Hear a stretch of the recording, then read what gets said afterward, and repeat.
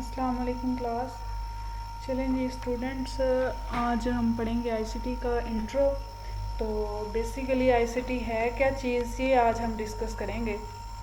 अब एजुकेशन के अंदर हम ये आईसीटी को कैसे यूज़ करेंगे कि अगर हम टीचिंग के लिहाज से देख रहे हैं तो फिर हमारे लिए आईसीटी को यूज़ करके इजी देना होगा, लेक्चर हमारे लिए इजी हो जाएगा। इसी तरह अगर आप स्टूडेंट हैं तो स्टूडेंट के लिए लर्निंग इजी हो जाएगी। चलिए पहले तो इसकी हम डेफिनेशन की तरफ चलते हैं।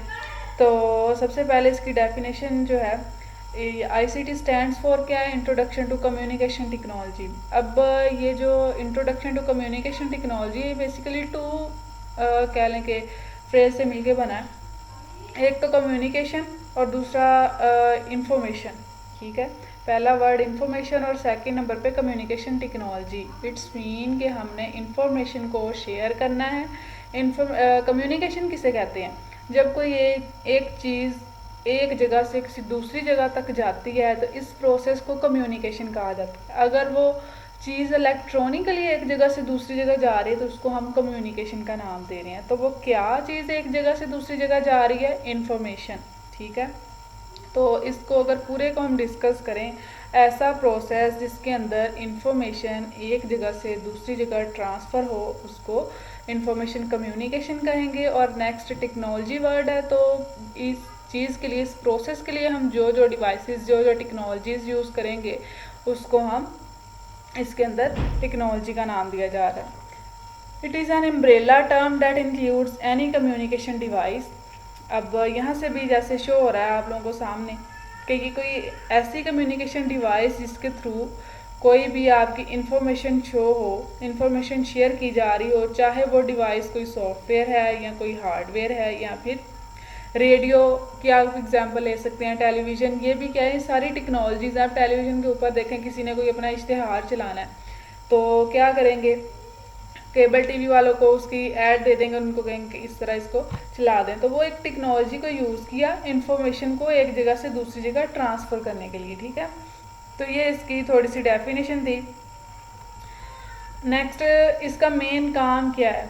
ICT covers any product that will store, retrieve, manipulate, transmit और रिसीव इंफॉर्मेशन इलेक्ट्रॉनिकली। अब आईसीटी जो है, पहले हमने बात की कि कम्युनिकेशन हम कहेंगे एक जगह से दूसरी जगह कोई चीज़ ट्रांसफ़र की जा रही है, लेकिन आईसीटी क्या है, इलेक्ट्रॉनिकली कोई चीज़ को जब हम ट्रांसफ़र करेंगे किसी टेक्नोलॉजी को यूज़ करते हुए तो वो इंफॉर्मेशन को हम रिट्रीव भी कर सकते हैं, उसके ऊपर कोई प्रोसेसिंग भी परफॉर्म कर सकते हैं, उसको एक जगह से दूसरी जगह सेंड भी कर सकते हैं। उसके अलावा हम कोई इन्फॉर्मेशन को रिसीव भी कर सकते हैं। अब देखिए व्हाट्सएप है, इसके ऊपर आप लोगों को कोई मैसेज आता है तो वो क्या है, आपको इन्फॉर्मेशन मिली है, किसी और बंदे ने आपको सेंड किया, आपने उसको रिसीव किया, उसके ऊपर आप एडिटिंग भी कर सकते हैं, आपने उसको रिट्रीव भी किया, आपने अपने मोबाइल में उसको स्टोर भी कर लिया। आगे अगर आप उसको फॉरवर्ड करना चाह रहे हैं तो आप उसको भी फॉरवर्ड कर रहे हैं। लेकिन ये सारा प्रोसेस हो रहा है डिजिटल फॉर्म में, मतलब इलेक्ट्रॉनिकल फॉर्म में हो रहा है। आपका मोबाइल जो है वो डाटा स्टोर करता है डिजिटल फॉर्म में और उसको चलने के लिए चाहिए इलेक्ट्रिसिटी।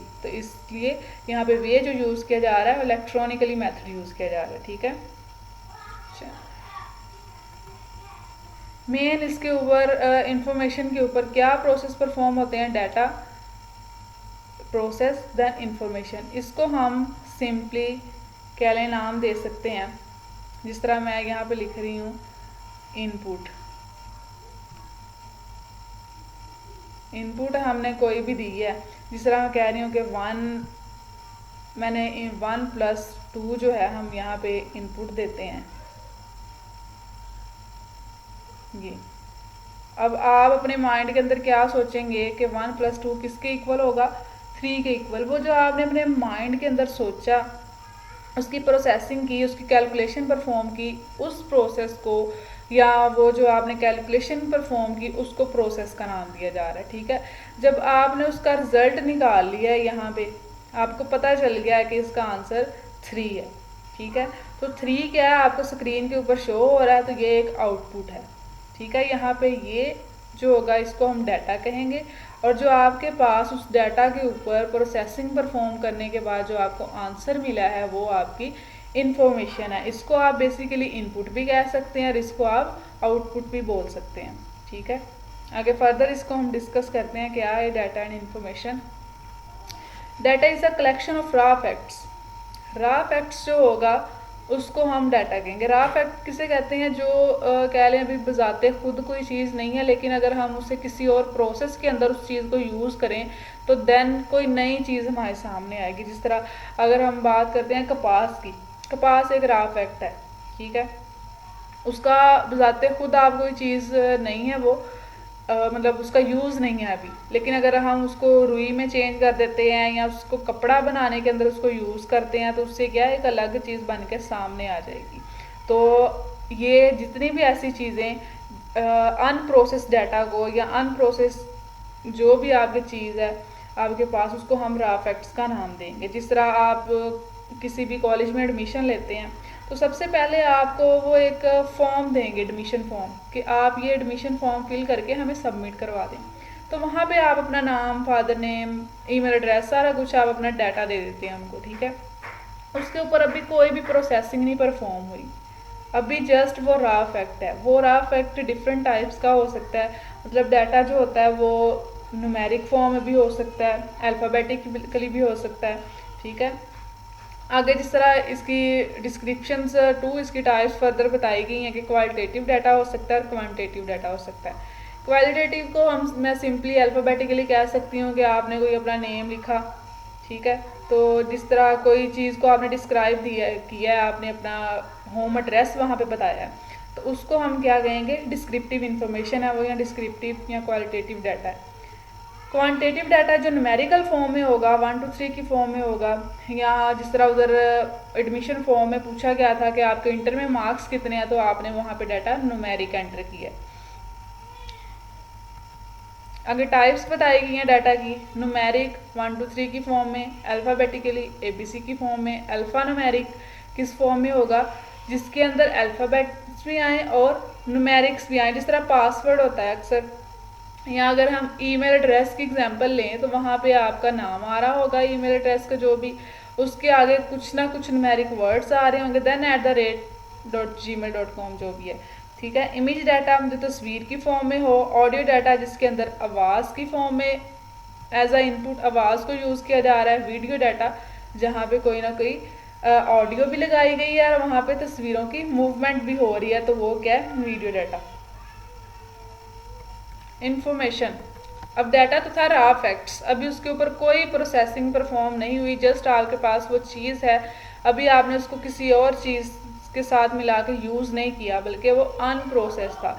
लेकिन इंफॉर्मेशन क्या है कि जब डिफरेंट चीज़ें मिला के आपके पास कोई थर्ड चीज़ बनती है तो वो आपके पास इंफॉर्मेशन है। जिस तरह हमने बात की ऑनलाइन एडमिशन फॉर्म की, वो हमने फिल किया तो वहाँ पे वो डाटा था सारा जो भी आपने चीज़ें दी, लेकिन साल गुजरता है, सेमेस्टर गुजरता है, आपको स्लिप आती है आपके फाइनल्स में, तो वो डाटा जो था आपका नेम, फादर नेम, जो भी आपके मार्क्स या आपके प्रीवियस क्या प्रोग्राम था, तो वो रोल नंबर स्लिप के ऊपर जो इन्फॉर्मेशन आती है सारी, जो आपने अपना एडमिशन फॉर्म फिल किया था वहाँ से वो डाटा लेते हैं, उसके ऊपर प्रोसेसिंग परफॉर्म करते हैं, देन वहाँ पे वो कोई थर्ड चीज़ उन्होंने जनरेट की जो कि रोल नंबर स्लिप की फॉर्म में थी,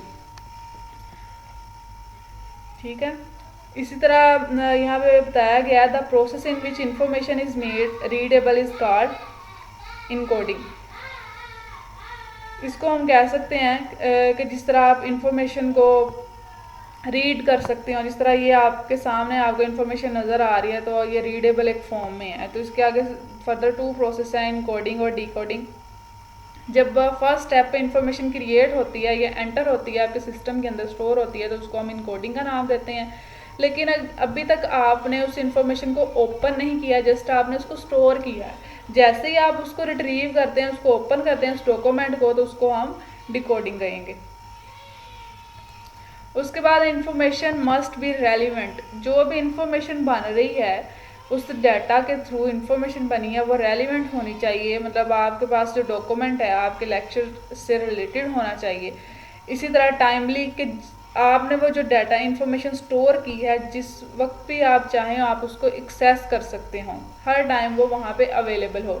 एक्यूरेट होनी चाहिए वो इंफॉर्मेशन, इनपुट जो दिया उसके अकॉर्डिंग वहाँ पे इंफॉर्मेशन भी एक्यूरेट होनी चाहिए। जिस तरह मैं पहले हमने इधर देखा था कि ये मैं कह रही थी कि 1+2 हमने ये एक इनपुट दी है। इनपुट क्या होता है, जब भी हम कोई चीज़ कोई इंस्ट्रक्शन कंप्यूटर को देते हैं तो इसका मतलब है कि ये इनपुट है। उसके बाद सीपीयू उसके ऊपर प्रोसेसिंग परफॉर्म करता है, कैलकुलेशन परफॉर्म करता है, देन उससे कोई रिजल्ट जनरेट करके आपके ये स्क्रीन के ऊपर जब शो करता है तो उसको हम आउटपुट का नाम देते हैं। ठीक है, तो जो मैंने इनपुट दी है उसके अकॉर्डिंग यहाँ पे रिजल्ट भी उसके अकॉर्डिंग एक्यूरेट आना चाहिए। जिस तरह आप 1+2 इक्वल होगा 3 का, यहाँ पे आंसर 4 नहीं आना चाहिए बल्कि 3 ही आना चाहिए। अगर 4 आया तो इट्स मीन वहाँ पे आपकी इन्फॉर्मेशन एक्यूरेट जनरेट नहीं हुई। कंसाइज इंफॉर्मेशन बहुत ज़्यादा लंबी चौड़ी ना हो बल्कि शॉर्ट वर्ड्स में हो लेकिन सबको समझ लग रही हो। कंप्लीट, और वो क्या होनी चाहिए, कंप्लीट होनी चाहिए, ये ना हो कि शॉर्ट कर दिया लेकिन आपको कुछ समझ ही नहीं लग रही। करैक्टरिस्टिक्स क्या हैं आईसीटी के मेन, इसके अंदर जिस तरह हमने पहले भी देखा है ऐसी टेक्नोलॉजी जिसके थ्रू हम डाटा एक्सेस भी कर सकते हैं, क्रिएट भी कर सकते हैं, रिट्रीव भी कर सकते हैं, किसी को सेंड भी कर सकते हैं। तो ये सारी इसकी क्या है, करैक्टरिस्टिक्स हैं। Real time access to information, real time हम कहते हैं कि ऑनलाइन कोई चीज़ शेयर करना, जिस तरह इंटरनेट के थ्रू आपने कोई चीज़ शेयर की है या व्हाट्सएप पे आप कोई चीज़ शेयर कर रहे हैं तो आप क्या, आपने ऑनलाइन होके किसी इंफॉर्मेशन को एक्सेस किया है। और आईसीटी टेक्नोलॉजी जो है आपको फैसिलिटी प्रोवाइड करे कि डाटा को आप टाइम टू टाइम अपडेट कर सकते हो, उसके अंदर चेंजिंग कर सकते हो।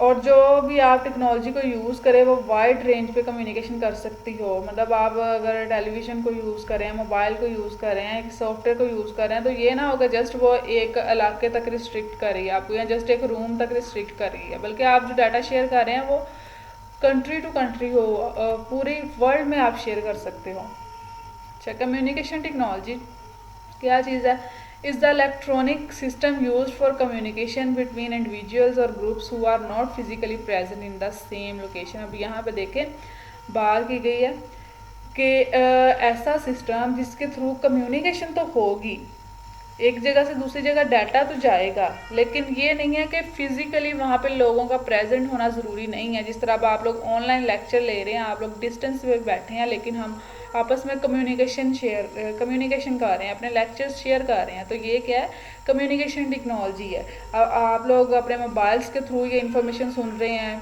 मे बी कोई लैपटॉप के थ्रू सुन रहा है, तो जो भी है, तो ये टेक्नोलॉजीज़ जो है इलेक्ट्रॉनिकल डिवाइस है जिसके थ्रू कम्युनिकेशन परफॉर्म हो रही है। Major types of ICT, information system, इसका मेन काम क्या है, सबसे पहले आईसीटी की जो टाइप है focus on managing data and information. इसका मेन काम क्या है कि डाटा के अकॉर्डिंग उससे रिलेटेड इंफॉर्मेशन जनरेट करना। कंट्रोल सिस्टम, इसने क्या करना है, डाटा के फ्लो को और जो आउटपुट क्रिएट हो बिल्कुल एक्यूरेट हो और उसको किसी और फॉर्म में चेंज ना करे। कम्युनिकेशन सिस्टम, जिसके थ्रू डाटा जो एक जगह से दूसरी जगह ट्रांसफ़र किया जाएगा। ICT education, in education based on, अब इसके अंदर कह लें कि आईसीटी के अंदर क्या क्या चीज़ें यूज़ हो सकती है, हार्डवेयर यूज़ हो सकते हैं। जिस तरह आपके पास मोबाइल है वो एक हार्डवेयर डिवाइस है, या आपके पास कीबोर्ड है वो एक हार्डवेयर डिवाइस है। तो आईसीटी के लिए सबसे पहले तो आपके पास कोई सिस्टम होना चाहिए। जिस तरह आप कह रहे हैं कि आपने ऑनलाइन लेक्चर लेना है, जब आपके पास मोबाइल ही नहीं है, लैपटॉप ही नहीं है, कोई हार्डवेयर मशीन ही नहीं है, तो आप कैसे लेक्चर लेंगे। सेकंड नंबर पे सॉफ्टवेयर, जिसके थ्रू आप लेक्चर को सुनेंगे। फॉर एग्जांपल मैं कह रही हूँ कि ये मैंने यूट्यूब पे अपलोड किया, तो आपके पास वो यूट्यूब का सॉफ्टवेयर होना चाहिए, वो होगा तो आप देन कम्युनिकेशन करेंगे।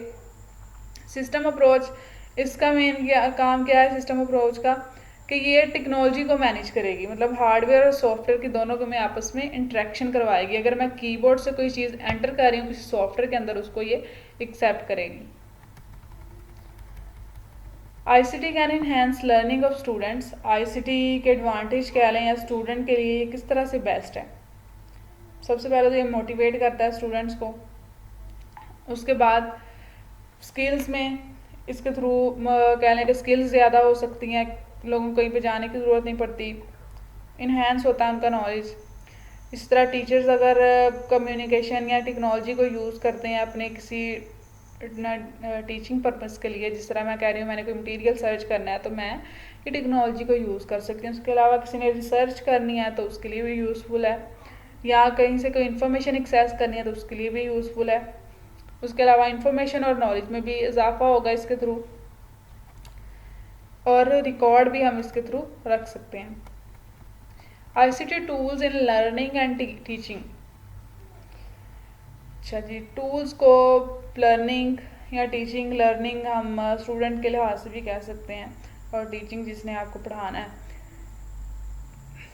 अब टूल्स के बारे में सबको पता होना चाहिए कौन कौन से टूल है। जिस तरह मैं कह रही हूँ प्रोजेक्टर को यूज़ किया जा रहा है, बोर्ड्स को यूज़ किया जा रहा है, कीबोर्ड्स को यूज़ किया जा रहा है, स्मार्टफोन्स यूज़ किए जा रहे हैं। तो ये सारे जो टेक्नोलॉजी या टूल्स आईसीटी पर्पज़ के लिए यूज़ हो रहे हैं, इनके बारे में ना हो। और इसी तरह पता होना चाहिए कि कौन सी डिवाइस, कौन सी टेक्नोलॉजी किस पर्पज़ के लिए है और उसको कैसे यूज़ कर सकते हैं। और अंडरस्टैंडिंग होनी चाहिए how and when to use ICT tools, कि किस टूल को हमने किस पर्पज़ के लिए यूज़ करना है। ठीक है। Specialisation in the use of ICT tools. How to get expertise in ICT. ICT के थ्रू आपको एक्सपीरियंस या स्किल्स कैसे एक्सेस हो सकती हैं। आप इसके थ्रू प्रेजेंटेशंस कर सकते हैं, कि प्रेजेंटेशन के लिए हेल्पफुल हो सकती है डेमोन्स्ट्रेशन, कि आपने कोई डेमो वगैरह देखना है या कोई भी आपने डेमो देना है तो आप यहाँ से हेल्पफुल ले सकते हैं। उसके बाद बार बार प्रैक्टिस से भी आपको आईसीटी या ये टेक्नोलॉजी यूज़ करना आ सकती है। इंटरेक्शन, आप किसी एक दूसरे के साथ कम्युनिकेशन करें, कोलैबोरेशन करें, तो इससे क्या होगा, आपको आईसीटीज़ के बारे में मज़ीद से मज़ीद पता चलता जाएगा। Computer in education. एजुकेशन में हम कंप्यूटर को कैसे यूज़ कर सकते हैं, इसकी बेसिकली 2 टाइप्स कह लें या 2 एग्जांपल्स इसकी कह लें, कंप्यूटर एडेड लर्निंग और computer based learning. Computer based learning कह लें, जिस तरह आप लोगों ने सीडीज़ पे कभी ये सुना होगा कि विंडोज़ जो होती है हम सीडी पे भी मिलती है, और आप उस सीडी को करके अपने लैपटॉप में, सिस्टम में लगा के उधर से विंडो कर सकते हैं। इसी तरह ये सीबीटी जो है कंप्यूटर बेस्ड लर्निंग, इसके अंदर क्या होता है कि सीडीज़ की फॉर्म में डिफरेंट कोर्सेज दिए गए होते हैं, और स्टूडेंट्स या टीचर्स जो है उस सीडी को परचेज़ कर लेते हैं और उस को लगा के फिर उससे जो भी उनको नॉलेज चाहिए वो वहाँ से एक्सेस कर सकते हैं। ये तो है computer based learning. Simply CD के ऊपर कोई भी बुक थी, वीडियो थी, लेक्चर थे, उसको ले लिया, उसको सुन लिया, देन आपको मिल गया नॉलेज और वहाँ पे कंप्यूटर इन्वॉल्व हुआ। लेकिन कंप्यूटर एडेड लर्निंग ऐसी डिवाइसेस जिनके थ्रू आप लर्निंग तो कर रहे हैं कंप्यूटर के थ्रू, लेकिन अगर आप उन डिवाइसेस को यूज़ करेंगे तो आपके लिए लर्निंग करना ज़्यादा इजी हो जाएगा। जिस तरह हम कह रहे हैं प्रोजेक्टर का यूज़ कर रहे हैं हम, तो प्रोजेक्टर के थ्रू क्या है, इलेक्ट्रॉनिकली लर्निंग तो हो रही है। आपके सिस्टम के अंदर जितनी भी स्लाइड्स हैं वो आपको प्रोजेक्टर के ऊपर नज़र तो आएंगी, लेकिन आपको ज़्यादा इंटरेक्टिव लगेगा ये। ठीक है।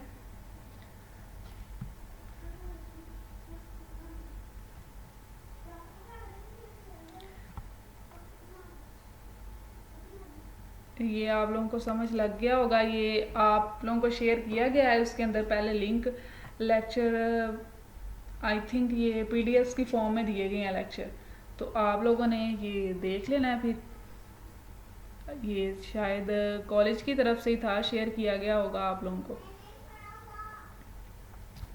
नेक्स्ट ये जो 2 है ये हम फिर इंशाल्लाह कल को करेंगे। ओके जी, अल्लाह हाफिज़।